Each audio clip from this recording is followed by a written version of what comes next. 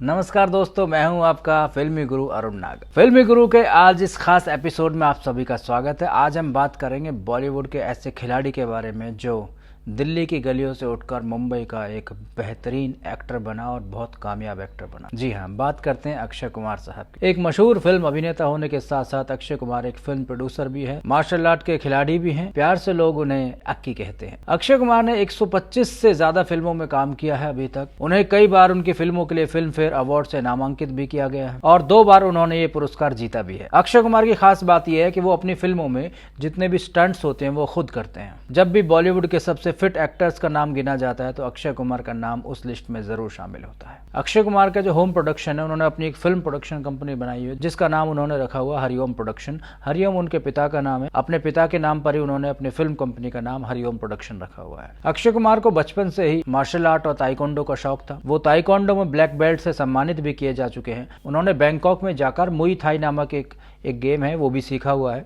Akshay Kumar film अभिनेता बनने से पहले बैंकॉक में एक वेटर और कुक का काम भी किया करते थे। तो आप इसी बात से अंदाजा लगा सकते हैं कि अक्षय कुमार कितने डाउन टू अर्थ हैं। अक्षय कुमार शाम 7 बजे से पहले अपना डिनर कर लेते हैं और सुबह वो बहुत जल्दी उठ जाते हैं और ये रूटीन वो सालों से फॉलो करते हुए आ रहे हैं। चलिए अब बात करते हैं अक्षय कुमार की 15 बेस्ट फिल्मों के बारे में। तो सबसे पहले जो नाम आता है, सबसे बेहतरीन कॉमेडी फिल्म जिसको मैं मानता हूँ वो है हेरा फेरी। परेश रावल, सुनील शेट्टी के साथ प्रियदर्शन साहब ने इस फिल्म को बनाया था और मेरी नज़र में हेरा फेरी जो है सबसे बेहतरीन फिल्म इनकी मैं मानता हूँ। हेरा फेरी इसलिए भी खास है दोस्तों क्योंकि अक्षय हेरा फेरी से पहले करीबन 10 से 15 फिल्में अक्षय की बैक टू बैक फ्लॉप चल रही थी। ये वो दौर था जब अक्षय कुमार अपने सबसे बुरे दौर से गुजर रहे थे। तो हेरा फेरी उस दौर में आई वो फिल्म है जब अक्षय को एक हिट की सख्त जरूरत थी। तो हेरा फेरी के रूप में अक्षय कुमार को वो अपनी एक हिट फिल्म मिली जिसकी वजह से ऑडियंस के दिलो दिमाग में ये छाप बन गई थी कि अक्षय कुमार सिर्फ एक एक्शन स्टार नहीं है, वो बेहतरीन कॉमेडी भी कर सकते हैं।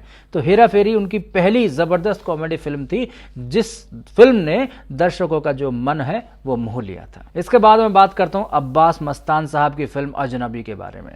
अब्बास मस्तान साहब वो डायरेक्टर हैं, अब्बास और मस्तान 2 अलग अलग नाम है। ये अब्बास मस्तान का अक्षय कुमार के जीवन में एक बेहतरीन रोल रहा है दोस्तों, क्योंकि अक्षय की लाइफ की जो पहली हिट फिल्म थी खिलाड़ी, वो अब्बास मस्तान साहब ने ही बनाई थी। तो अब्बास मस्तान साहब ने खिलाड़ी फिल्म के बाद अक्षय कुमार को एक बार फिर से अपने फिल्म में कास्ट किया था और इस फिल्म का नाम था अजनबी। इस फिल्म में बॉबी देओल भी नजर आए थे। बॉबी देओल और अक्षय कुमार ये दोनों अब्बास मस्तान के लिए बहुत खास एक्टर्स रहे हैं क्योंकि बॉबी देओल के साथ उन्होंने बैक टू बैक कई हिट फिल्में दी हैं। सोल्जर है, अजनबी है, हमराज है, बहुत सारी फिल्में बॉबी देओल के साथ उन्होंने बनाई हैं। तो अजनबी जब ये आई थी तो उसमें Bobby Deol main lead hero थे लेकिन अक्षय कुमार विलन के रोल में नजर आए थे और चौंका दिया था लोगों को अपनी एक्टिंग से। अक्षय कुमार ने इतनी बेहतरीन एक्टिंग अजनबी फिल्म में उन्होंने की थी। इसके बाद हम बात करते हैं मुझसे शादी करोगे फिल्म के बारे में। बॉलीवुड की खास रोमांटिक कॉमेडी फिल्म थी मुझसे शादी करोगे, जिसमें अक्षय कुमार के अलावा सलमान खान और प्रियंका चोपड़ा भी नजर आए थे। अमरीश पुरी साहब ने एक बहुत बेहतरीन किरदार इस फिल्म में किया था। राजपाल यादव भी थे, कादर खान भी थे और बेहतरीन कॉमेडी फिल्म थी ये। इस फिल्म को साल 2005 के आईफा अवार्ड्स में 13 नामांकन प्राप्त हुए थे। तो ये फिल्म बहुत बड़ी हिट थी अक्षय कुमार की लाइफ में। इसके बाद हम बात करते हैं फिल्म ऐतराज की। अक्षय कुमार की बेहतरीन फिल्मों में से ऐतराज फिल्म भी एक बहुत बेहतरीन फिल्म है जिसमें उन्होंने बहुत बेहतरीन एक्टिंग भी की थी। ये भी एक हिट फिल्म थी। इस फिल्म को भी साल 2005 के आईफा अवार्ड्स में 10 नामांकन मिले थे जिनमें से 3 अवार्ड्स इस फिल्म ने जीते भी थे। फिल्म में अक्षय कुमार, प्रियंका चोपड़ा और करीना कपूर का लव ट्रायंगल दिखाया गया था और एक बहुत बेहतरीन फिल्म जिसको कहेंगे वो ऐतराज थी। अब बात करते हैं फिल्म वेलकम की। वेलकम में अक्षय कुमार राजीव नाम से आए थे। राजीव का किरदार इन्होंने निभाया था और बहुत कम लोग जानते हैं कि अक्षय कुमार का रियल नेम भी राजीव ही है।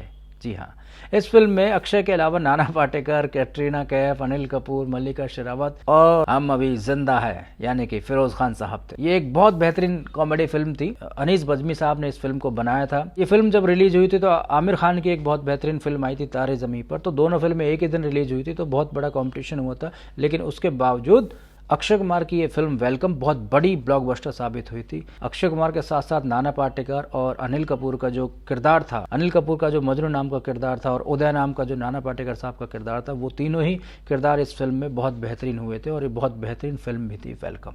अब बात करते हैं साल 2005 में ही आई फिल्म गरम मसाला के बारे में। दिवाली के समय पे ये फिल्म रिलीज हुई थी और बहुत बेहतरीन कॉमेडी फिल्म थी। अक्षय कुमार ने बहुत बेहतरीन कॉमेडी भी की थी और उनकी इस बेहतरीन कॉमेडी के लिए उन्हें सर्वश्रेष्ठ अभिनेता के फिल्म फेयर अवार्ड से नवाजा भी गया था। ये फिल्म प्रियदर्शन की ही एक बेहतरीन फिल्म थी, साल 1985 में आई थी। मलयालम फिल्म थी ये, बोइंग बोइंग नाम की फिल्म थी जिसको प्रियदर्शन साहब ने ही वापस रीमेक करके अक्षय और जॉन अब्राहम को लेकर बनाया था और ये फिल्म बहुत बड़ी हिट हुई थी।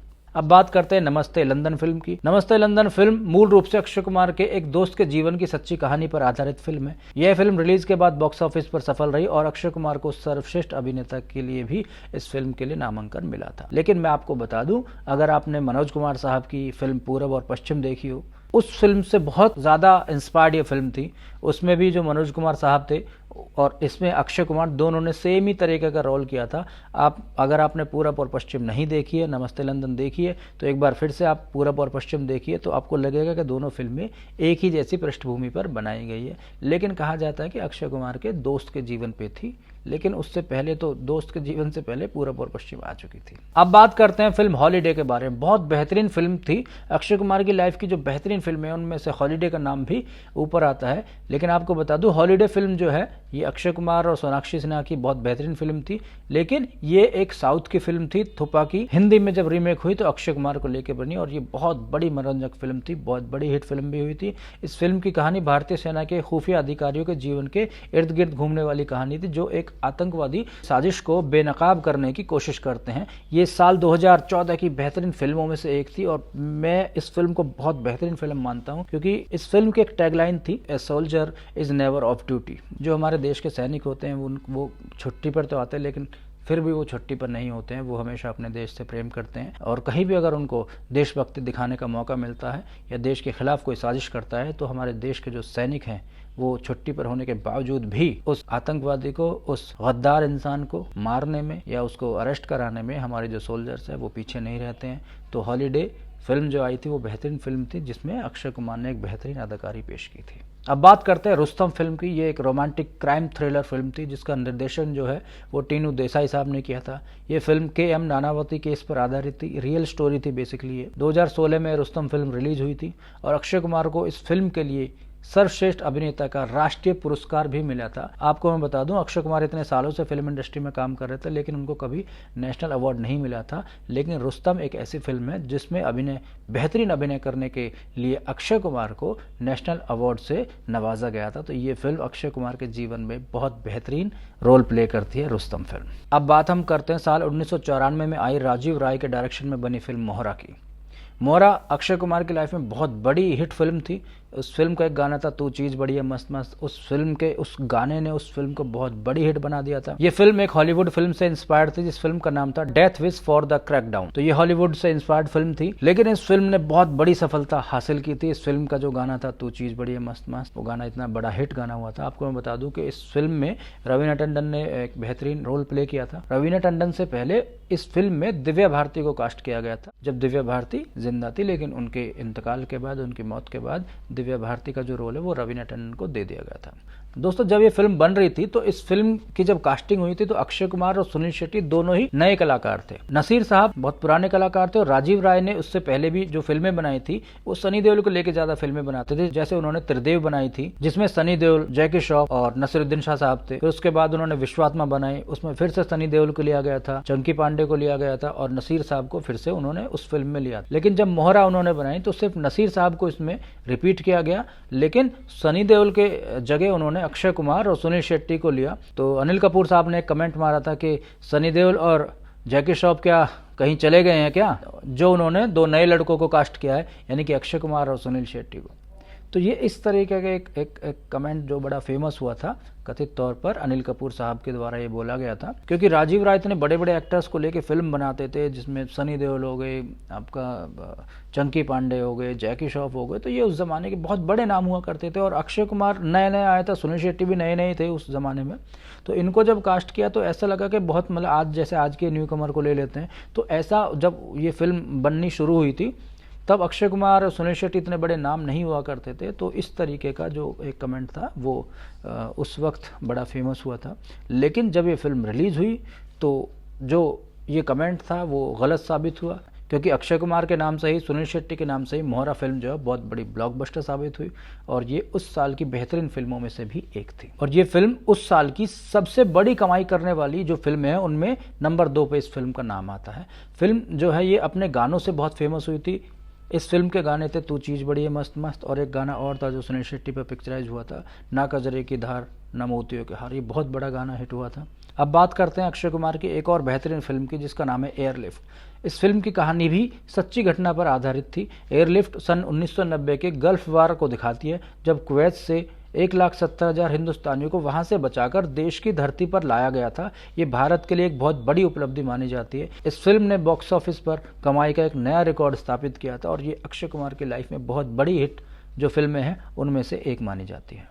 अब बात करते हैं स्पेशल 26 की। सीबीआई अधिकारियों के रूप में एक समूह ने मुंबई के एक जौहरी को आयकर विभाग का अधिकारी बताते हुए उन पर छापा मारा और उसके साथ धोखाधड़ी की और लूटपाट हो गई। ये एक रियल स्टोरी थी जो स्पेशल 26 फिल्म के रूप में बनाई गई थी और साल 2013 की सर्वश्रेष्ठ फिल्में जो हैं उनमें से स्पेशल 26 का नाम भी आता है क्योंकि ये रियल स्टोरी पे बेस्ड एक फिल्म थी। अब बात करते हैं मैं खिलाड़ी तू अनाड़ी की, जिस फिल्म का गाना लड़की देखी मुंह से सीटी, ये गाना अभी अक्षय कुमार की एक फिल्म सेल्फी में आया था और उस ज़माने में बहुत बड़ा हिट हुआ था और आज भी ये बहुत बड़ा हिट गाना हुआ था।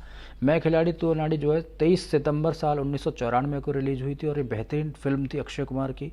इस फिल्म का निर्देशन जो है समीर मलखान साहब ने किया था। इसमें अक्षय कुमार थे, सैफ अली खान थे, शिल्पा शेट्टी थी, रागेश्वरी थी। ये चारों मुख्य भूमिकाओं में थे। बहुत बेहतरीन फिल्म थी अक्षय कुमार की लाइफ में, उस टाइम पे बहुत बड़ी हिट हुई थी और अक्षय और सैफ अली की जोड़ी की बहुत सारी फिल्में बैक टू बैक उस ज़माने में आ रही थी। तो जो इन दोनों की जोड़ी को हिट का तमगा मिला हुआ था कि इन दोनों की फिल्में जो है वो हिट जरूर होती है। कि उससे पहले ये दिल्ली की भी आई थी, वो भी हिट हुई थी, यशाद फिल्म से बनाई थी वो फिल्म।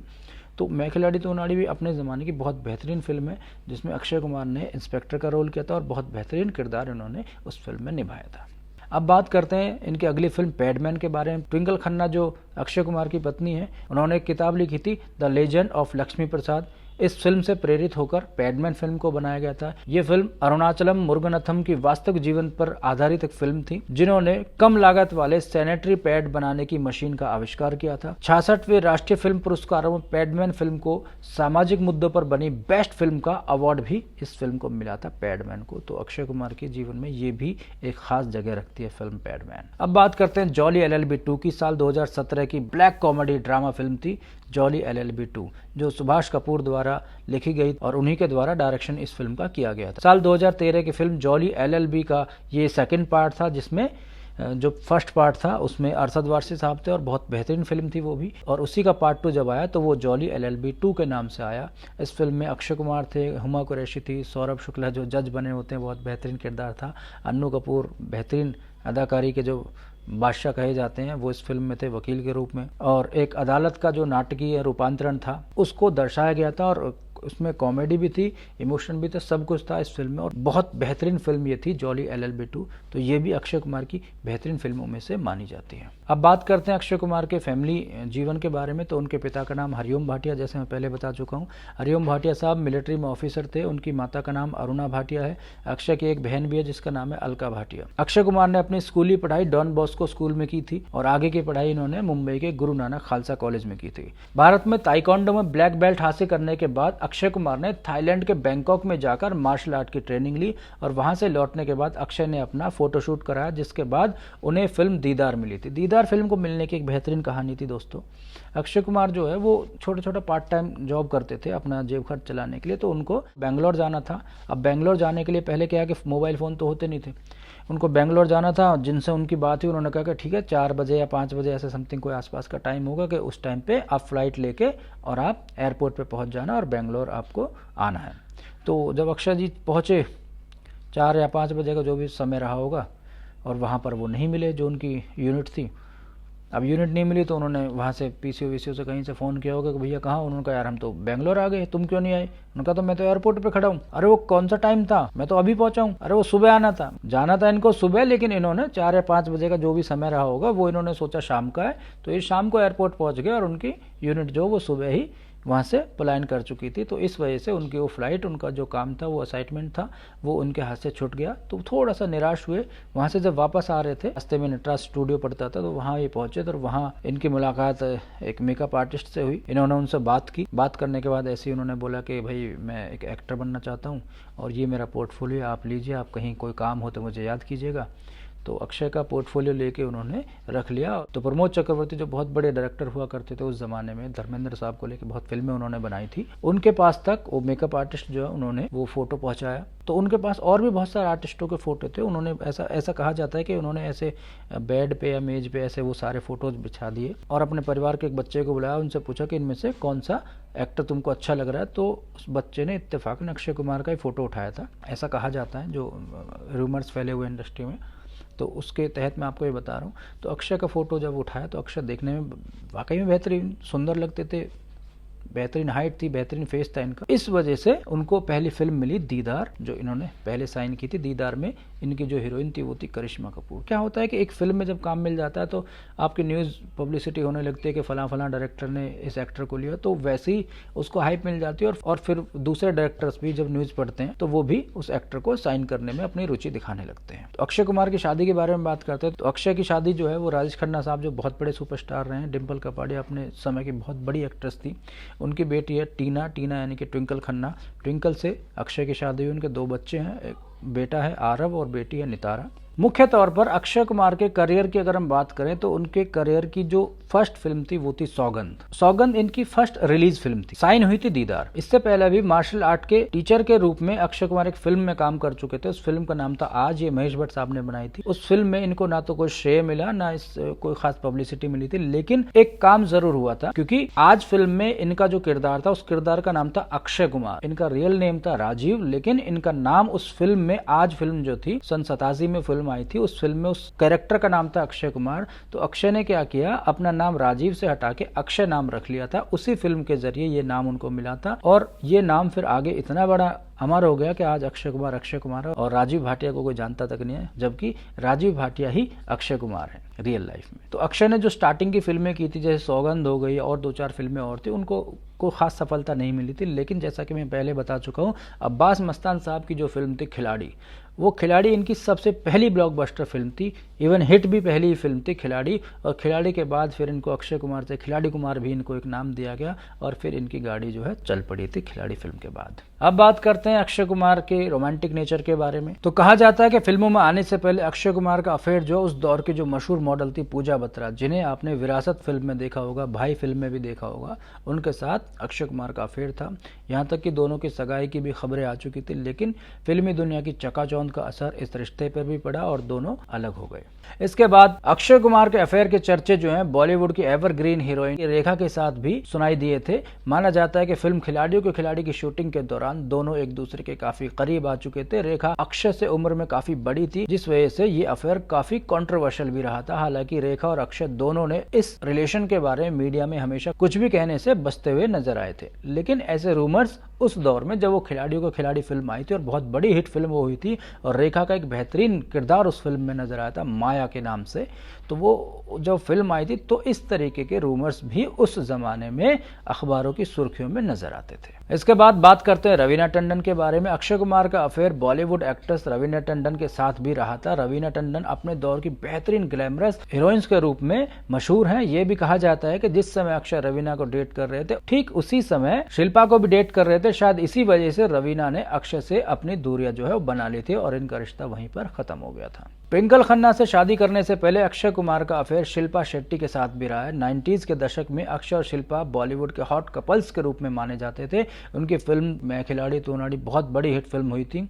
शिल्पा ने एक इंटरव्यू में खुद ये बात मानी थी कि उन्होंने अक्षय से मंगनी भी कर ली थी, लेकिन अक्षय के दिलफेक रवैये की वजह से दोनों की रिश्ता जो है वो उसमें दरार आ गई थी और दोनों अलग हो गए थे। ऐसा माना जाता है कि अक्षय कुमार शादी के बाद सुधर गए, लेकिन नहीं, उनका सबसे कॉन्ट्रोवर्शियल अफेयर जो रहा था वो शादी के बाद ही रहा था। फिल्म अंदाज के दौरान जब प्रियंका चोपड़ा के साथ उनके अफेयर के चर्चे परवान चढ़ने लगे थे, जिसकी भनक उनकी वाइफ को लगी, जिसके बाद अक्षय कुमार और ट्विंकल खन्ना के बीच मनमुटाव की भी खबरें आने लगी थी, लेकिन परिवार की खातिर अक्षय कुमार ने इस रिश्ते को खत्म कर दिया था। 17 जनवरी 2001 को ट्विंकल खन्ना के साथ अक्षय कुमार शादी के बंधन में बंध गए थे और एक खुशहाल जिंदगी वो जीने लगे थे। लेकिन बहुत कम लोग जानते होंगे कि अक्षय ट्विंकल से शादी करने के मूड में नहीं थे, लेकिन ट्विंकल खन्ना की मां डिम्पल कपाड़िया के दबाव देने पर इन दोनों ने शादी की और आज ये एक खुशहाल जिंदगी जी रहे हैं। अब बात करते हैं अक्षय कुमार के प्रोफेशनल जीवन की, तो उन्हें जो अवार्ड्स मिले हैं आज तक वो मैं आपको गिनवा देता हूं। साल 2002 में फिल्म फेयर पुरस्कार इनको मिला था बेस्ट विलन के लिए, फिल्म अजनबी के लिए, और इसी फिल्म के लिए साल 2002 में आईफा बेस्ट विलन अवार्ड भी अजनबी फिल्म के लिए मिला था। साल 2004 में बॉलीवुड में उपलब्धि और बेहतरीन प्रदर्शन के लिए राजीव गांधी अवार्ड से भी इनको सम्मानित किया गया था। आईफा बेस्ट कॉमेडियन अवार्ड इनको मिला था। बेस्ट फिल्म थी इनकी मुझसे शादी करोगी, जिसके लिए इनको अवार्ड मिला था। साल 2006 में भी इनको बेस्ट कॉमेडियन का अवार्ड मिला था इनकी फिल्म गरम मसाला के लिए। साल 2009 में screen award for best actor इनको मिला था फिल्म सिंह इज किंग के लिए, और साल 2009 में ही इनको पद्मश्री अवार्ड से नवाजा गया था। साल 2011 में अक्षय कुमार को सिनेमा में बेहतरीन उपलब्धि के लिए एशियन अवार्ड से नवाजा गया था। आप में से बहुत कम लोग ऐसा जानते होंगे कि अक्षय कुमार का जो रियल नेम है वो राजीव भाटिया था। ये बहुत कम लोग जानते हैं। मैं जब भी किसी से जिक्र करता हूँ कि अक्षय कुमार के रियल नाम बताओ तो 10 में से 9 लोग बता ही नहीं पाते कि उनका असली नाम जो है वो राजीव भाटिया है। इनका जन्म जो पंजाब के अमृतसर में हुआ था। इनके फादर का नाम हरिओम भाटिया जो आर्मी ऑफिसर थे। इनकी माता का नाम अरुणा भाटिया है। ये बात तो सभी जानते होंगे कि अक्षय कुमार का जो बचपन है वो दिल्ली के चांदनी चौक की गलियों में बीता था। अक्षय कुमार के पिता अमृतसर में इंडियन आर्मी में सैनिक थे। उन्होंने आर्मी छोड़कर यूनिसेफ में अकाउंटेंट की नौकरी जो है वो ज्वाइन कर ली थी। इसके अलावा कोलकाता में एक यात्रा संगठन के लिए मजदूर के रूप में भी अक्षय कुमार ने काम किया था। साथ ही उन्होंने जो मार्शल आर्ट सीखी हुई थी, तो अपना खर्चा चलाने के लिए अक्षय कुमार एक मार्शल आर्ट ट्रेनर भी बने थे अपने फिल्मों में आने से पहले। अब बात करता हूँ लक की दोस्तों। अब मैं एक लक बताता हूँ। अक्षय कुमार ने अपना जो पहला पोर्टफोलियो बनाया था, तो वो जिस बंगले के बाहर खड़े होके के यार आउटडोर, एक तो इंडोर होता है कि स्टूडियो के अंदर लाइट वाइट लगाई और हो गया, एक आउटडोर भी शूट होता है। तो आउटडोर शूट के लिए जब ये अपने कैमरामैन के साथ गए और ऐसी सड़क पे शूट कर लेते हैं, किसी अच्छे कोई घर दिखा वहां घर के बाहर शूट कर लेते हैं, तो अक्षय कुमार ने जिस घर के बाहर अपना वो पहला पोर्टफोलियो शूट किया था, आपको मैं बता दूं अक्षय कुमार आज उसी घर के मालिक हैं। तो ये कितना बड़ा लक था कि जिस घर के बाहर अक्षय कुमार जब बेरोजगार हुआ करते थे, फिल्मों के लिए स्ट्रगल कर रहे थे, तो जिस घर के बाहर अक्षय कुमार खड़े होकर फोटो खिंचवा रहे थे, उनको क्या पता था कि ये घर एक दिन वो खरीद लेंगे। और उन्होंने कभी सपने में भी नहीं सोचा होगा कि जिस घर के सामने मैं खड़ा होकर फोटो खिंचवा रहा हूँ, एक दिन इस घर का मालिक मैं बनूंगा। तो ये रियल है। आज वो बंगला जुहू में है और जुहू के बंगले के बाहर ही अक्षय कुमार उस टाइम पे फोटो खिंचा रहे थे। एक और लक की मैं बात करता हूँ। 90s का दौर था। सुपरस्टार राजेश खन्ना एक फिल्म बना रहे थे जिस फिल्म का नाम था जय शिव शंकर। उसमें उन्होंने चंकी पांडे को लिया हुआ था, जितेंद्र को लिया हुआ था, राजेश खन्ना। ये फोटोशूट भी हो चुका था जिसमें जितेंद्र, चंकी पांडे और राजेश खन्ना के फोटो जो है वो आउट हुए थे। और इस फिल्म के लिए ऑडिशन देने के लिए अक्षय कुमार भी गए थे और 4 घंटा लाइन में इंतजार करने के बाद उनका नंबर तक नहीं आया था उस फिल्म के लिए। अब आप देखो, जिस फिल्म स्टूडियो में गए, जिस एक्टर की फिल्म के लिए ऑडिशन देने गए, उसी एक्टर की लड़की से अक्षय कुमार की शादी होगी। ये कभी सपने में भी नहीं सोचा होगा कि भीड़ में जो ऑडिशन में एक लड़का खड़ा हुआ है, उस अक्षय ने उस वक्त भी नहीं सोचा होगा कि जिस राजेश खन्ना की फिल्म के लिए ऑडिशन देने आ रहा हूँ, उसी की बेटी के साथ मेरी एक दिन शादी होगी। तो ये भी एक गुड लक था अक्षय कुमार का। ये बहुत लकी भी अपने आप को मानते हैं। अक्षय कुमार ने एक इंटरव्यू में कहा था कि यार हम वाकई में लकी भी थे, क्योंकि हमसे सुंदर बहुत लोग हैं, हमसे बॉडी बिल्डर बहुत लोग हैं, लेकिन जो काम हमें मिल गया बाय लक, कई काम ऐसे हैं जो बाय लक मिल गए, वो अधिकतर लोगों को हासिल भी नहीं हो पाते, नसीब नहीं हो पाते। तो एक लक भी होता है इंसान का कि इंसान मेहनत बहुत कर रहा है, लेकिन लक का भी एक चांस होता है कि लक से भी बहुत सारी चीज़ें मिल जाती हैं, लेकिन साथ के साथ मेहनत भी बहुत ज़रूरी होती है। फिल्म खिलाड़ियों के खिलाड़ी जब वो शूट कर रहे थे, तो उसकी शूटिंग के दौरान उसमें जो अंडरटेकर बना हुआ था ब्रायन ली, जिसका वजन 350 पाउंड था, उसको अक्षय कुमार ने जब उठाया था तो उसकी वजह से उनकी बैक में बहुत पेन हुआ था, जिसके बाद उनको अस्पताल में एडमिट भी करना पड़ गया था। तो कई बार ऐसा भी हो जाता है कि शूटिंग पे रियल में चोट भी लग जाती है। जैसे कुली में अमिताभ बच्चन साहब को लगी थी चोट, वैसे ही अक्षय की पीठ में भी बहुत दर्द हो गया था जब उन्होंने रियल में ब्रायन ली उसको जब उठाया था तो उनकी कमर में दर्द हो गया था। फिल्म ओ माई गॉड आपने देखी होगी। ओ माई गॉड में अक्षय कुमार जिस बाइक को चलाते हैं, उस बाइक की कीमत मैं आपको बता देता हूँ। उस बाइक की कीमत है 1 मिलियन रुपीज। जी हाँ। तो बात करते हैं अक्षय कुमार की आने वाली फिल्मों के बारे में। इनकी आने वाली फिल्में बड़े मियाँ छोटे मियाँ, जिसमें अक्षय कुमार और टाइगर श्रॉफ एक साथ आने वाले हैं। इसके बाद गोरखा फिल्म आने वाली है। रावड़ी राठौड़ आपने देखी होगी, उसका पार्ट 2 बन रहा है रावड़ी राठौड़ 2 के नाम से। हेरा फेरी 1, हेरा फेरी 2 के बाद अब हेरा फेरी 3 भी आ रही है। और वेलकम 1, वेलकम 2 जॉन के साथ आई थी, लेकिन वेलकम 1 के बाद वेलकम टू द जंगल आ रही है अक्षय कुमार की। तो इसमें अक्षय कुमार के साथ रवीना टंडन भी आ रही है, जो रवीना टंडन के साथ इनका अफेयर भी रहा था। तो अब फिर से रवीना टंडन और Akshay Kumar welcome to the jungle film लेके आ रहे हैं, जिसका दर्शकों को बहुत बेसब्री से इंतजार है। तो दोस्तों आज के लिए इतना ही। अक्षय कुमार के जीवन की कुछ खास बातें मैंने आपको आज बताई हैं। आपको ये प्रोग्राम अच्छा लगा हो तो हमारे इस वीडियो को लाइक कीजिए और हमारे चैनल को सब्सक्राइब कीजिए, क्योंकि आप सब्सक्राइब करेंगे तो हमें हिम्मत मिलेगी और हमारी जो आने वाली वीडियोज़ हैं उनके जो नोटिफिकेशन है वो भी आपको टाइम टू टाइम जो है वो मिलते रहेंगे। इसलिए लाइक और सब्सक्राइब ज़रूर करिए। फिर मिलेंगे। जय हिंद।